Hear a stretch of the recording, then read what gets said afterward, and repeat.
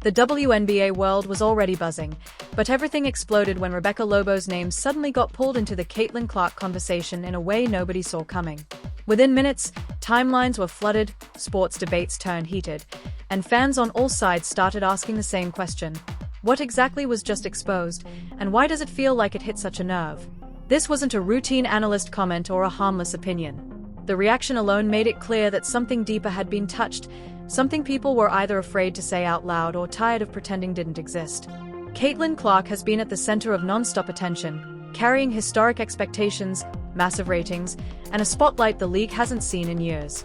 Every move she makes is magnified, every game dissected, every comment turned into a headline.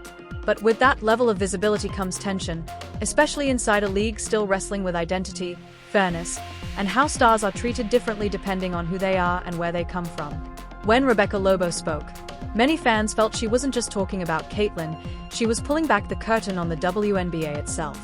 What followed was instant chaos. Some people praised Lobo for saying what they believe insiders have whispered for years. Others accused her of fueling division at the worst possible moment.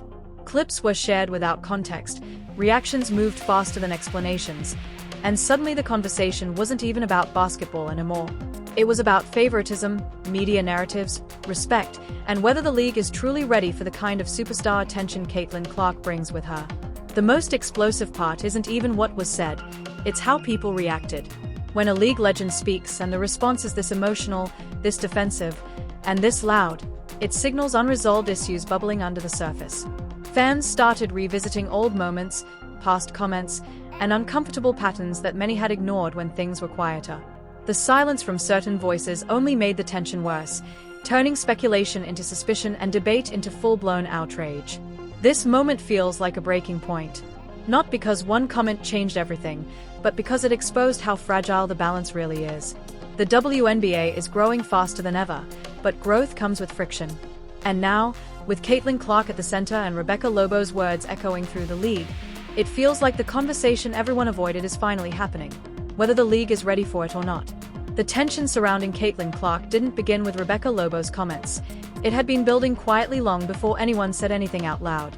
Caitlin entered the WNBA carrying a level of hype that few players in league history have ever experienced. Packed arenas, record-breaking ratings, non-stop media coverage, she became the face of a new era almost overnight. But with that spotlight came discomfort, especially inside a league that has long fought for respect, visibility, and balance. Not everyone was ready for one player to dominate the narrative so completely, and that unease showed in subtle ways long before it became a headline. From the start, there were whispers about how Caitlin was being treated differently. Some players felt the media attention was disproportionate, while others argued that stars are supposed to be marketed aggressively. The league was caught between celebrating growth and managing resentment. Caitlin herself said and did all the right things publicly, but the environment around her felt tense. Hard fouls sparked debates. On-court trash talk turned into viral clips. Normal competitive moments were suddenly framed as statements, symbols, or proof of something bigger going on beneath the surface. Rebecca Lobo's involvement hit differently because of who she is. She isn't just another commentator chasing clicks, she's a respected voice, a league icon, someone whose words carry weight inside the WNBA. When she spoke, people didn't hear casual analysis, they heard institutional insight. That's why her comments landed like a match in dry grass. Fans immediately assumed she knew something others didn't, or at least felt comfortable saying what many insiders wouldn't. Whether intentional or not, it cracked open a conversation that had been simmering quietly behind closed doors. As reactions poured in, it became clear this wasn't really about one quote. It was about long-standing frustration over recognition, opportunity, and who benefits most when the league grows. Some players and fans believe Caitlin Clark represents progress, a chance to bring new eyes, money, and legitimacy to the sport. Others worry that her rise reinforces old patterns where certain players receive disproportionate praise while others are overlooked. That tension made every discussion feel personal, emotional, and explosive. Social media poured gasoline on the situation. Clips were reposted without context, takes became more extreme, and sides were chosen quickly. If you defended Caitlin, you were accused of ignoring deeper issues. If you questioned the attention she received, you were labeled a hater. Nuance disappeared almost instantly. The loudest voices dominated the conversation, while thoughtful discussion got buried under outrage and defensiveness. The league, meanwhile, stayed largely silent, a silence that many interpreted as avoidance rather than neutrality. What made this moment especially volatile was the timing. The WNBA is experiencing unprecedented growth, but growth exposes fractures. Increased visibility brings scrutiny, pressure, and competition not just on the court, but culturally. Caitlin Clark didn't create those fractures, but her presence made them impossible to ignore. Rebecca Lobo's words didn't invent the controversy, they revealed it. And once revealed, it couldn't be pushed back into the shadows. By the end of this phase, one thing was clear. This wasn't a temporary distraction. It was the beginning of a larger reckoning about how stars are embraced, how narratives are shaped, and how a league balances unity with individuality. The chaos wasn't random. It was the sound of unresolved tension finally breaking the surface. As the fallout continued, the conversation around Caitlin Clark began shifting from surface-level reactions to deeper, more uncomfortable territory. People weren't just arguing about Rebecca Lobo's words anymore, they were questioning the foundation of how the WNBA tells its stories. Media coverage, promotional focus, and even officiating started getting pulled into the debate. Fans began asking whether the league had created an environment where one player's rise unintentionally highlighted inequalities that had existed for years. The discussion stopped being about one moment and started becoming about a system. Former players and analysts weighed in carefully, choosing their words with precision. Some acknowledged that Caitlin's popularity was undeniable and deserved, pointing to sold-out arenas and record viewership as proof. Others emphasized that popularity doesn't automatically equal fairness, especially in a league built on collective struggle. These weren't casual opinions, they came from people who had lived through years of fighting for exposure and respect. That history added emotional weight to every statement, making it clear that this debate was rooted in experience, not jealousy or resentment. Meanwhile, Caitlin Clark remained mostly quiet, and that silence became part of the story. Supporters praised her for staying focused and not fueling the chaos. Critics argued that her silence allowed narratives to run unchecked. But in reality, she was navigating an impossible position. Anything she said could be misinterpreted as entitlement or dismissal of others' struggles. Saying nothing wasn't avoidance, it was survival in a media environment that had already decided to read between every line. The league's response only added to the tension. Official messaging focused on unity, growth, and celebrating all players, but it lacked specificity. To many fans, it felt like a safe answer to a dangerous question. The absence of direct engagement with the controversy left room for speculation to grow. People began wondering whether the league was afraid to confront its own contradictions, promoting a superstar while insisting on equality without fully addressing how those two goals can clash. On the court, the impact was visible. Games involving Caitlin Clark felt more intense, more physical, and more emotionally charged. Every foul was debated. Every reaction was scrutinized. Players weren't just competing anymore, they were being interpreted as symbols in a larger argument. What should have been basketball moments turned into cultural flashpoints. The pressure wasn't just on Caitlin, it was on everyone sharing the floor with her. Fans started splitting into camps, not based on teams, but on ideology. Some believed the league should lean fully into Caitlin's star power to push the WNBA forward. Others felt that doing so without intentional balance would fracture the community that built the league from the ground up. Both sides claimed to want progress, but they disagreed on what progress should look like and who should benefit most from it. That divide made every new development feel like another spark waiting to ignite. As this phase unfolded, it became clear that the chaos wasn't driven by hatred or rivalry alone. It was driven by fear of being left behind, fear of being misunderstood, fear of losing control of a narrative that had taken decades to build. Rebecca Lobo's comments had simply accelerated a conversation that was inevitable. The WNBA wasn't just growing, it was being forced to confront what growth really means, and whether it was prepared for the tension that comes with it. As the debate kept unfolding, the tone around Caitlin Clark shifted yet again, moving from frustration into something more fragile and revealing. What started as arguments about media coverage and favoritism slowly turned into conversations about identity, legacy, and who gets to define the future of the WNBA. Fans weren't just defending players anymore, they were defending ideas. Every discussion felt loaded, as if supporting one perspective meant betraying another. The league's rapid growth had exposed a reality many weren't emotionally prepared for. Expansion forces change, and change always creates tension before clarity. Former players began revisiting their own experiences, sharing stories of being overlooked, underpaid, and underpromoted during earlier eras. These weren't attacks on Caitlin Clark as a person, but reminders of how hard previous generations fought for recognition without receiving the spotlight now shining so brightly. Those stories resonated deeply, especially with longtime fans who remembered empty arenas and minimal media coverage. To them, the current moment felt bittersweet, a victory shadowed by the fear that history was repeating itself in a new form, with different faces benefiting from the same old imbalance. At the same time, newer fans pushed back strongly. They argued that Caitlin didn't create the system, didn't ask for preferential treatment, and shouldn't be punished for drawing attention to the league. In their eyes, criticizing her popularity felt like self-sabotage at a moment when the WNBA finally had mainstream momentum. These fans saw Caitlin as a bridge, not a barrier, someone who could bring in new audiences who might stay and support everyone. That clash between gratitude and grievance made compromise feel almost impossible. Rebecca Lobo's name continued to hover over the conversation, even when she wasn't speaking. Her words had become symbolic, representing the moment the league's internal tensions spilled into public view. Some fans felt she had crossed a line by saying too much. Others believed she hadn't said enough, that she merely hinted at truths everyone already sensed. Either way, the reaction proved how sensitive the subject was. When a respected voice sparks this much emotion, it means the issue runs far deeper than one soundbite. The pressure on Caitlin Clark intensified in subtle but powerful ways. Every game felt like a test she didn't sign up for, not just of skill, but of symbolism. A bad shooting night wasn't just an off game, it became fuel for arguments about hype. A great performance wasn't just excellence, it was treated as confirmation of favoritism. The margin for being just a player vanished. She was no longer allowed to exist without representing something larger, and that kind of burden can distort even the most promising careers. Inside the league, players were navigating a minefield. Speaking out risked backlash. Staying quiet risked being misinterpreted. Some chose vague statements about unity. Others let their frustration show through body language and tone. What was missing was a shared language to talk about growth without framing it as loss. Without that, every conversation felt like a battle for validation rather than a path forward. This phase of the chaos revealed something crucial. The WNBA wasn't just growing in size, it was growing in complexity. More eyes meant more opinions. More money meant more competition.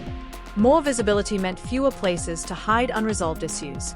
Caitlin Clark became the focal point not because she caused these tensions, but because her presence forced them into the open. Rebecca Lobo didn't create the storm. She named the clouds everyone could already see forming. By the end of this stretch, it was impossible to pretend this was just temporary noise. The league had crossed a threshold. The conversations happening now would shape how future stars are treated, how narratives are built, and how unity is defined in an era of rapid change. The chaos wasn't a sign of failure, it was a sign of transition.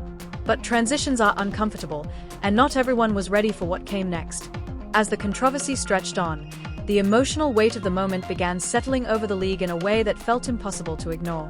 What was once a loud, chaotic debate slowly transformed into something heavier and more introspective. Players, coaches, and longtime observers started acknowledging that this wasn't just about one star or one comment. It was about the growing pains of a league stepping into a new era under an unforgiving spotlight. Growth had arrived, but it didn't come quietly or cleanly. It arrived with tension, fear, and unresolved history trailing closely behind. Caitlin Clark's presence continued to loom large, even when she wasn't speaking. Every broadcast centered around her impact, every game framed as a referendum on the league's direction. That level of focus intensified the discomfort for players who had spent years building the WNBA without ever receiving similar attention. It wasn't bitterness, it was exhaustion. The sense that recognition had finally arrived, but unevenly, stirred emotions that had been buried for a long time. For many, the fear wasn't Caitlin's success, it was being forgotten in the moment they had waited their whole careers for. At the same time, the league's leadership faced quiet criticism. Fans and analysts questioned whether the WNBA had done enough to prepare for a moment like this. Rapid growth without clear communication can leave cracks, and those cracks were now visible. The messaging emphasized celebration and togetherness, but it struggled to acknowledge the discomfort openly. Without that acknowledgement, the divide widened. People don't just want optimism, they want honesty. And honesty was what many felt was missing. The media's role also came under sharper scrutiny. Coverage choices, headline framing, and highlight priorities were dissected with new intensity. Some outlets were accused of oversimplifying complex issues for clicks, turning nuanced conversations into polarizing soundbites.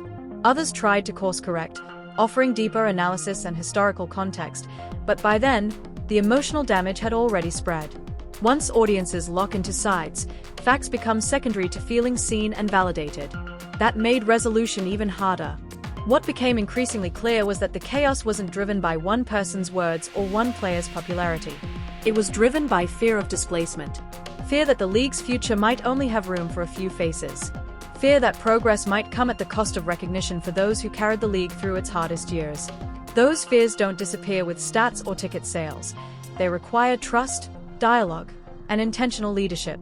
For Caitlin Clark, the burden remained unfairly heavy.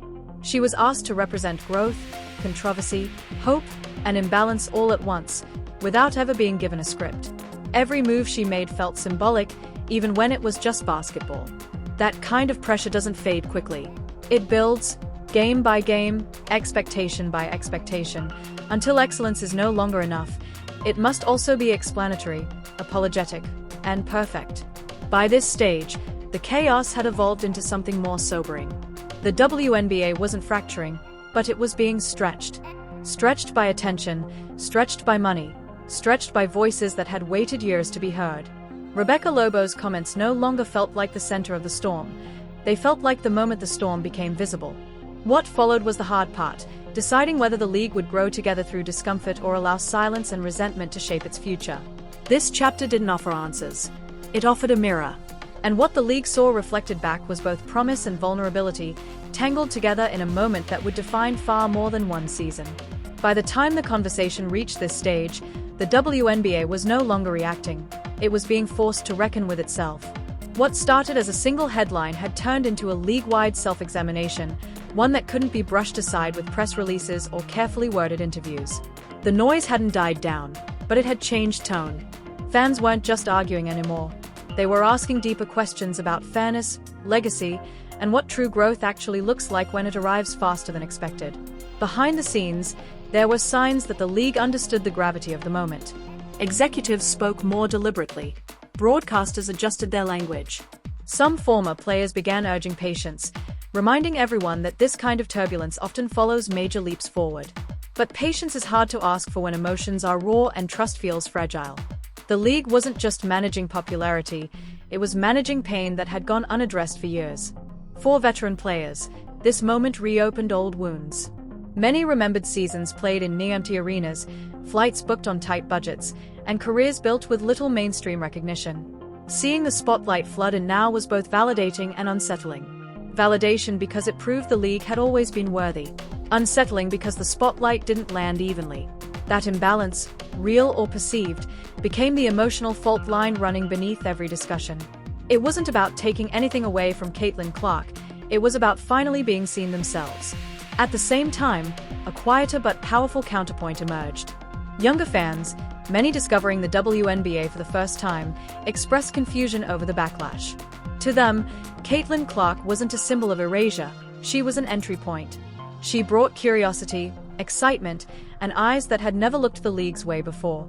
They argued that growth doesn't shrink the room, it expands it. And in theory, they were right. But theory doesn't always soothe lived experience. Caitlin herself remained largely silent, letting her play speak while the world debated her existence. That silence was interpreted in 1,000 different ways, maturity to some, avoidance to others. But silence, intentional or not, became part of the story. It highlighted how unfairly heavy the expectations were. She wasn't just expected to be great. She was expected to be symbolic, diplomatic, and historically aware in ways no rookie should have to be. What ultimately stood out was how this moment exposed the league's unresolved tension between past and future. The WNBA has always carried pride in its history, but history can feel threatened when the future arrives loudly. The challenge now wasn't choosing one over the other, it was learning how to honor both at the same time. That requires storytelling that uplifts without comparing, celebration without diminishing, and leadership willing to sit in discomfort instead of rushing past it. As weeks passed, the chaos didn't fully disappear, but it began to settle into something more constructive. Panels replaced shouting matches. Long-form interviews replaced viral clips. Players spoke with more nuance, acknowledging both gratitude for growth and frustration with its uneven impact. It wasn't resolution, but it was movement, and movement mattered. Rebecca Lobo's original comments, once framed as explosive, now felt more like a spark than a verdict. A spark that ignited conversations the league had postponed for too long. Whether intentional or not, that moment forced honesty into the open. And honesty, while painful, is often the first step towards something stronger. The biggest lesson from this chapter wasn't about Caitlin Clark, or even about Rebecca Lobo. It was about what happens when progress arrives before infrastructure, when attention arrives before healing. The WNBA didn't fail in this moment. It was tested. Tested on whether it could grow without losing itself, whether it could welcome new stars without sidelining old ones, and whether it could turn chaos into clarity. This wasn't the end of the story. It was the turning point. A moment that will be referenced years from now when people talk about when the league truly stepped into the mainstream. Not quietly, not comfortably, but honestly. What comes next depends on what the league chooses to build from here. A future shaped by division, or one forged through understanding, accountability, and shared success. If you've been following this story from the beginning, you already know this isn't just another sports headline. It's a defining moment for the WNBA. The conversation is bigger than one player, one comment, or one game, and what happens next could shape the league for years to come. That's why your voice matters more than ever right now. Drop your thoughts in the comments and let us know where you stand. Do moments like this push the league forward, or do they reveal problems that still haven't been fixed? Make sure you like the video if you believe honest conversations are necessary for real growth, and subscribe so you don't miss what comes next. Stories like this are still unfolding in real time, and we'll be right here breaking down every new twist, reaction, and consequence as it happens. Turn on notifications, stay locked in, and let's keep this conversation going.